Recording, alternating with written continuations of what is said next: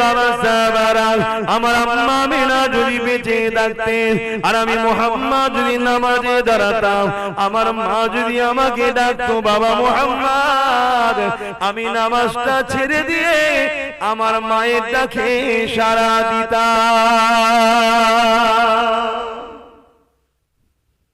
এই মায়ের মর্যাদাটা কে দিয়েছে? জোরে বলো আল্লাহ। নামাজটা কার জন্য? আল্লাহর। ওটাও আল্লাহর খুশি, এটাও আল্লাহর খুশি। কিন্তু মাকে আল্লাহ কত মর্যাদা দিয়েছে দেখো।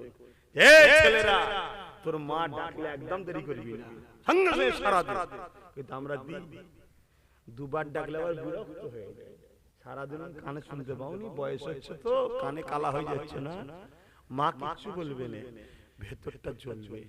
আর এই যে উহ যদি একবার ভেতর থেকে বেরিয়ে যায়, ব্যাস তুমি হাজি হও আর যেই হও গেলে, তোমার জন্য জাহান্নাম।